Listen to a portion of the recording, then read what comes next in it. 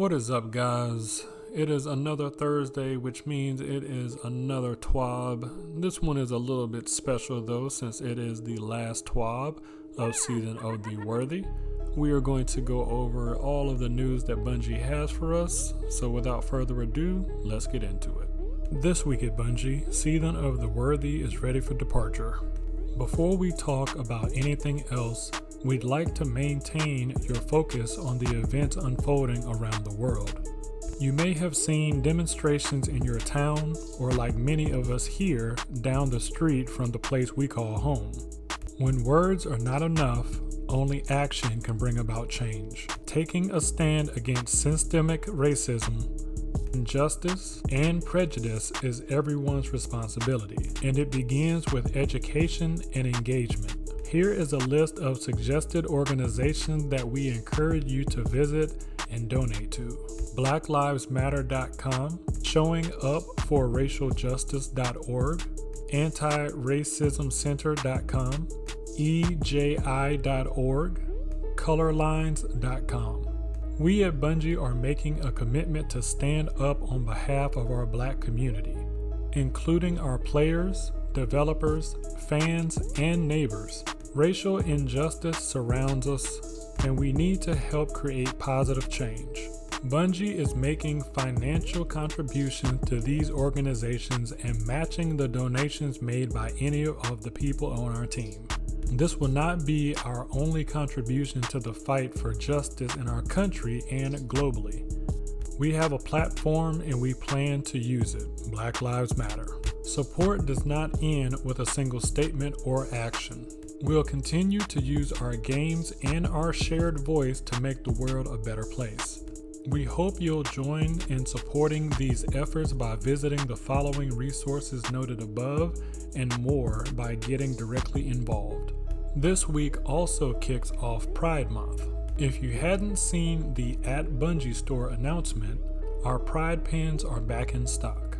All profits from sales of Bungie Pride Pin benefit the It Gets Better project, which inspires people across the globe to share their stories and remind the next generation of LGBTQIA+ youth that hope is out there and it will get better. We also have some words from the Bungie Diversity Committee speaking to the design of the pin. Diversity Committee. Our Pride pin was specifically designed to include black and brown stripes in an effort to be inclusive and show support for people of color within the LGBTQIA+ community. In that spirit, we want to continue our support for all intersectional communities, including LGBTQIA+ individuals who are also part of the Black community currently fighting against racial oppression, demanding justice and equality. We can support the Black Lives Matter movement and the LGBTQIA+ community at the same time. Because without the leadership and heroism of transgender Black and brown individuals like Marsha P. Johnson and Sylvia Rivera, today's LGBTQIA+ rights would not exist. And so now is the time to do more to help both rather than dividing our efforts. If you snag a pin, you'll also receive a code for the True Colors emblem to show your support in-game when playing Destiny 2. Bungie Store, Bungie Store EU. We'll continue sharing Bungie initiatives to support LGBTQIA+ communities throughout the month of June, so stay tuned. Our commitment to racial justice is just getting started, so you can expect to hear more soon. Within Destiny 2, you may have been watching the approach of the Almighty. You're itching to see the conclusion of the season, but you're also starting to hear whispers of what's coming next. Join us on Tuesday, June 9th at 9 a.m. Pacific Standard Time to learn about the future of Destiny 2. Preview 2.9.0. Destiny 2 Update 2.9.0 will become available next week, meaning we have a pile of patch notes to get through. let's take a quick moment to look through some of the changes. Eververse.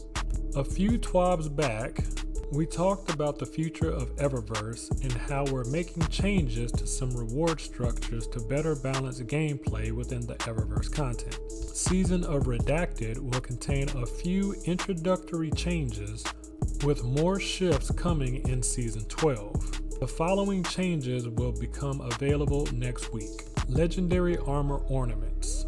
As noted in a previous TWAB, we have shifted the Season 11 armor offering to be a gameplay reward for aspirational content. The Season of Opulence Intrepid ornament sets are returning to the storefront. Season Pass. Added an additional 2,300 Bright Dust to the Season Pass. Bright Dust purchases. Added a Flare section to feature shaders and spawn effects. Highly requested items from previous seasons will once again be available. We're looking at you, Wishes of Sorrow. We will once again communicate Season 11 silver-only items at the beginning of the season. We're expecting to have an update later in Season 11 on further changes to Bright Dust acquisition, so keep your eyes peeled. Sandbox. The Powerful Friends armor mod will no longer stack. If multiple copies of this mod are equipped, the mods will provide no bonus stats. Developer commentary. Only solar seasonal mods are intended to stack. No part of ARC mods are intended to have stacking functionality. Powerful Friends granted plus 20 to mobility, which players could leverage to get 3 stack columns to max of 100 points. The mod is not priced sufficiently to justify its benefits, and increasing its cost would have adverse effects on its primary benefit usage. Season 11 introduces a new ARC mod, granting a similar stat bonus to strength and will not stack. So I typically wait until the end of the TWAB to give my thoughts, but this one for me is ridiculous. I feel like there is no reason for the Powerful Friends mod not to stack, because why would you take away something that gives us the ability to achieve a build in which we can capitalize on everything that our character has to offer? By removing that mod and making it so that we can only have one, they're basically saying you're too strong and we need to water you down. So only solar seasonal mods are intended to stack. What sense does it make that solar mods can stack but ARC mods are not? That I don't understand or agree with this one, but we're gonna move on. Enhanced auto rifle loader, enhanced fusion rifle loader, and enhanced bow loader armor mods now have a chance to drop from Pinnacle mod sources. Raid rewards. The following raid exotics now have increased drop chances: 1,000 Voices, Anarchy, Always on Time, Exotic Sparrow from Secret Chest and Scourge of the Past. Note, drop chance begins at 10% and increases to max of 50% over 20 clears. Trials rewards. Additional masterwork material rewards now drop at 3, 5, and 7 trials wins. Added a Trials weekly bounty which unlocks Trials engrams on Sate 14. The bounty reward will match the Win 3 milestone reward of the week. Trials token distribution has been rebalanced to focus on wins 3, 5, and 7 of a Trials passage. This includes repeat passages. Trials tokens are no longer awarded from match completions. Tokens are now granted specifically through wins and bounties. Passage of Wealth now doubles the bonus Trials tokens earned at 3, 5, and 7 Trials wins. Hope you enjoyed this appetizer. Full course and more coming on June 9th. See you then. Mixing a green thumb with a bumper jumper. So, we heard you like patch note previews. They're short, sweet, and to the point. This topic, though, needs a bit more time to get through. Today, staff designer Lisa Brown takes center stage to walk us through the upcoming controller remapping feature that the team has been working on. Lisa. Greetings, Guardians. I'm Lisa, a staff designer on the Sandbox team here at Bungie, and I'm going to give an overview of the controller remapping feature for gameplay actions that will be coming to Destiny for all players in Season of Redacted. Although we have controller presets in Destiny, these aren't enough to meet basic accessibility guidelines for motor control and mobility. We've been working with some amazing accessibility consultants, Cherry Ray Thompson and Ian Hamilton, to create support for remapping buttons on the controller. Here, I'll give an overview of how to use the feature, what it can do and can't do, and then share some setups that have been used by various Bungie employees as examples. As a quick note, all of the below examples will be shown using Xbox button layouts. Overview. Players can create a custom controller layout by going to the controller section of the settings screen and choosing button layout.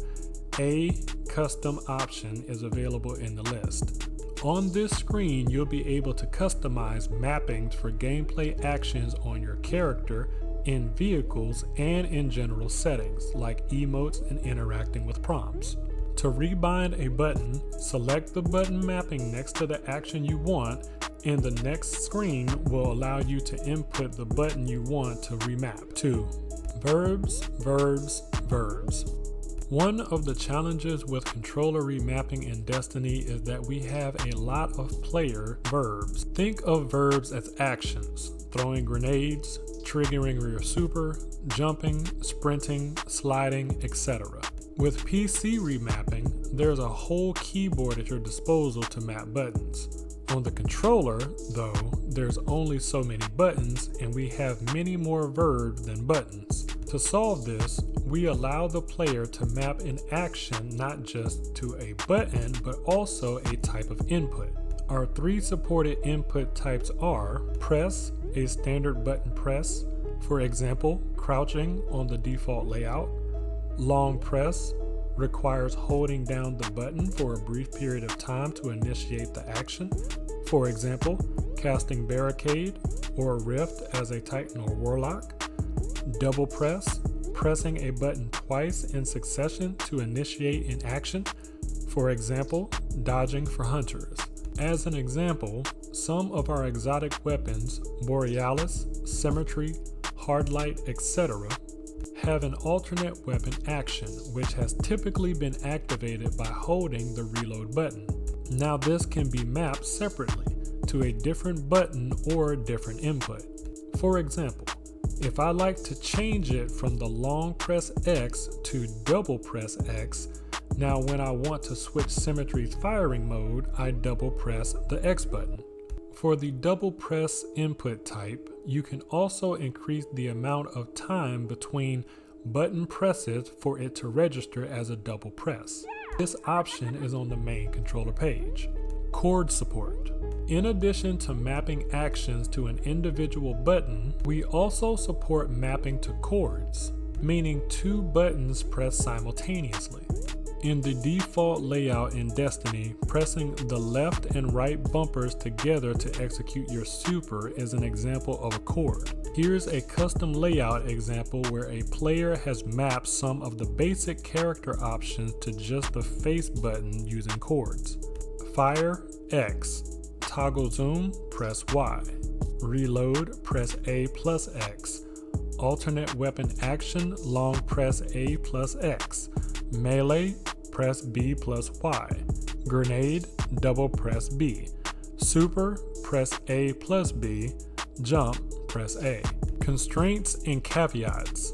Although this feature is a step towards greater motor accessibility in Destiny, it is still limited in what it can do. For example, this controller remapping feature is limited to gameplay actions, not UI input or menu navigation. One motor accessibility challenge are inputs that require the player to hold down a button. We have options to switch between holds and toggles for some of our actions, zoom, sprint, crouch, but we were not able to address all cases.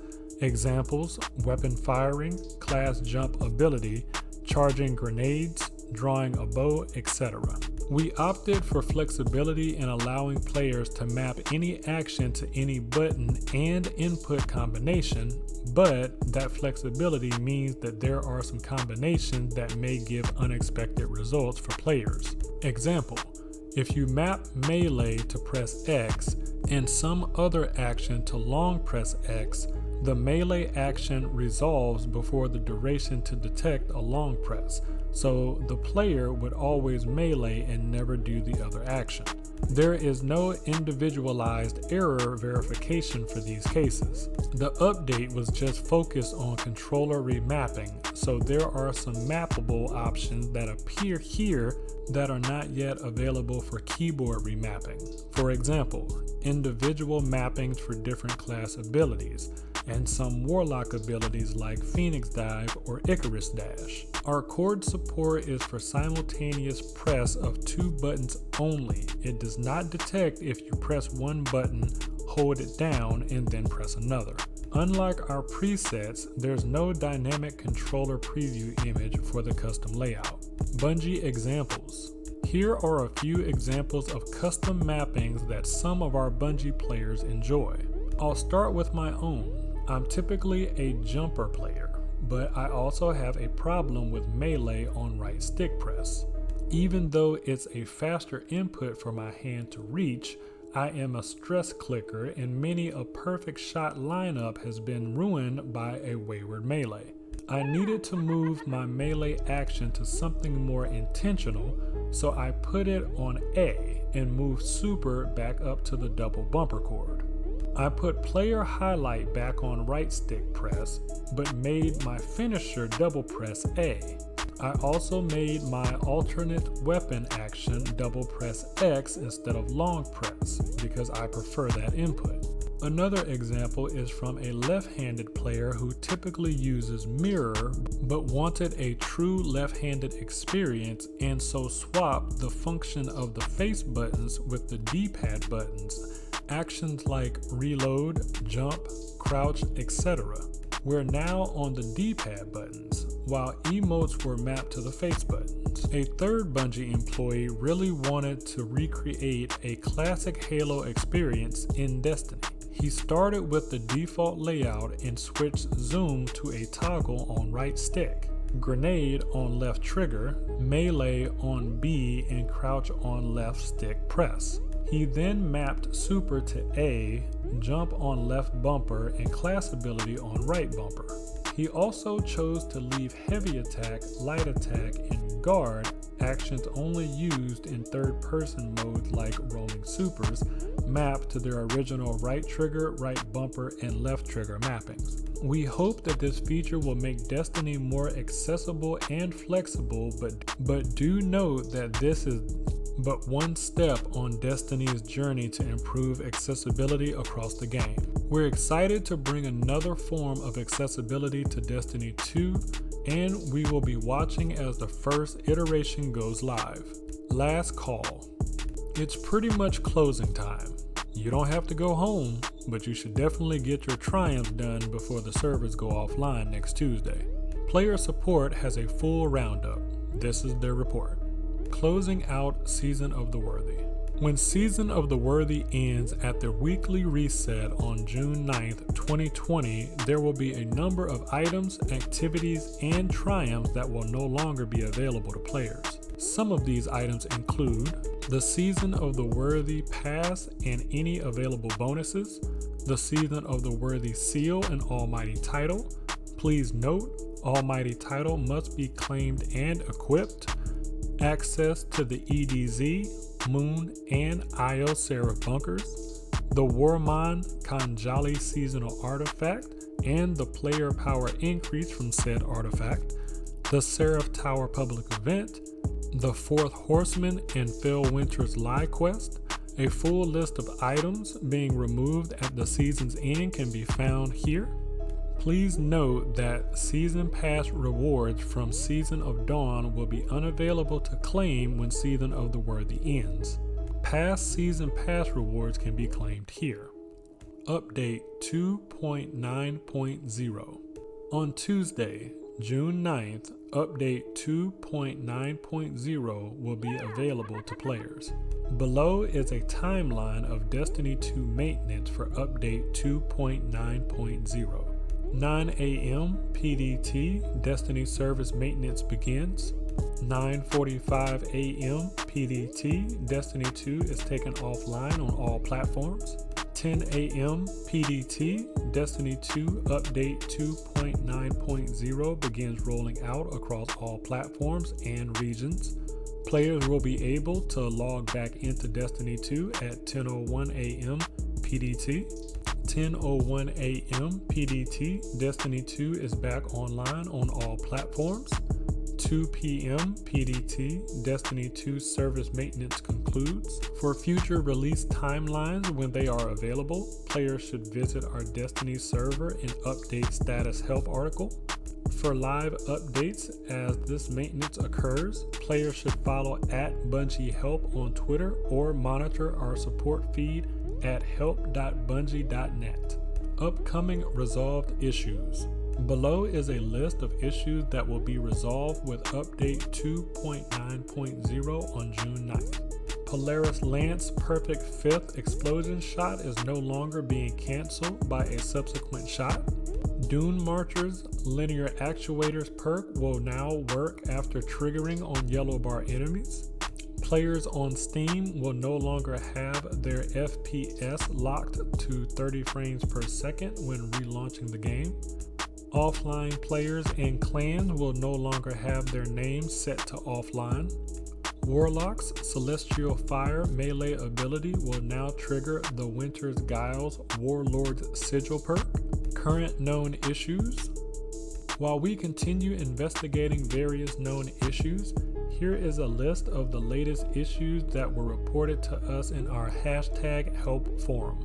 If the worms used in the Broodhole Strike despawns, players need to kill all remaining worm knights and place any remaining worms for another worm knight to spawn. For a full list of emergent issues in Destiny 2, players can review our known issues article. Players who observe other issues should report them to our #help forum. So my thoughts really quickly on this particular TWAB. It's a little bit depressing. I was expecting to get more information that would be, I guess, a little more beneficial for us going into next season from this TWAB. Instead, they just kind of said that they were taking away some of the things that really enhance the gameplay for myself. The button mapping has the potential to be a good thing, and I'm glad that they're giving us more accessibility options. But for the most part, I'm not really all that excited. I'm hoping that next season brings some other things that maybe they didn't mention. And again, we will be trying to cover for the weekly reset video next Tuesday everything that they go over in the reveal at 9 a.m. Pacific Standard Time. So hopefully that will be what this was missing, but for the most part, this was definitely lackluster for me. So we will see you guys back tomorrow for the Where Is Zer video. And for now, that's all from us. We will see you guys later. Peace.